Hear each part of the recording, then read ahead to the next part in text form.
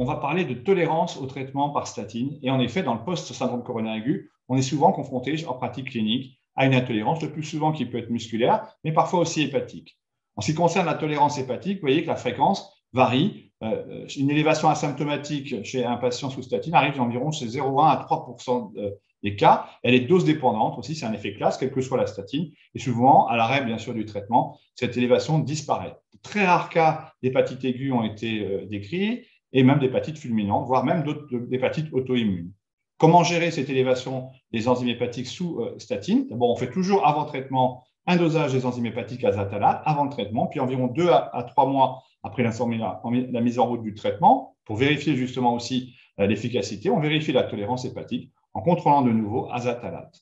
En cas d'élévation des enzymes hépatiques alate à moins de 3 fois la normale, on continue le traitement et on revérifie à 1 mois environ s'il persiste ou non une élévation des enzymes hépatiques. On recherche une autre cause avec un hépatologue. Si l'élévation est supérieure à 3 fois la normale, comme le recommandent les recommandations européennes, on arrête la statine pendant environ 1 mois et demi, 4 à 6 semaines, et on réintroduit le plus souvent une statine plus faible dose ou une autre statine chez le patient en vérifiant encore les enzymes hépatiques à 4 à 6 semaines. En ce qui concerne l'intolérance musculaire, qui est plus fréquente en pratique clinique, environ 10% des patients s'en plaignent, voire 20% dans certaines séries. Il y a des définitions internationales un peu différentes. Prenons les recommandations européennes avec des définitions qui sont pour la myalgie, une élévation des douleurs musculaires sans élévation des CPK. Pour les myopathies ou myalgies, des élévations des CPK entre 4 et 10 fois la normale associées bien sûr à des douleurs musculaires. Et pour des myopathies sévères, plus de 10 fois la normale des CPK, et la rhabdomyolyse est définie par une élévation supérieure à 40 fois la normale des enzymes hépatiques. Là encore, en cas de myopathie sévère ou de rhabdomyolyse, c'est-à-dire au-delà de 10 fois la normale de CPK, on arrête le traitement en route et le plus souvent, on fait un washout comme on va le voir. Donc, en pratique clinique, on sait qu'environ 10%, et ça c'est une étude d'Eric Brucker faite il y a environ une quinzaine d'années, montrant en pratique de ville qu'environ 10% des patients se plaignent de douleurs musculaires, avec le plus souvent aux fortes doses de statine. On sait qu'il y a des facteurs de risque de prédire l'intolérance musculaire, le sujet âgé, la femme, les patients à faible poids, les patients asiatiques en particulier, et bien sûr aussi les patients qui ont un exercice physique important, une prise d'alcool important ou de jus de fruits qui va augmenter finalement l'air sous la courbe dans le sang du traitement par statine. Et sachez bien que si on arrête une statine sans la reprendre après un infarctus du myocarde, comme on le voit par exemple dans cette étude sud-coréenne, on a un risque de rebond finalement d'infarctus du myocarde et de plus d'événements à l'arrêt du statine par rapport à un traitement qui est continu par statine.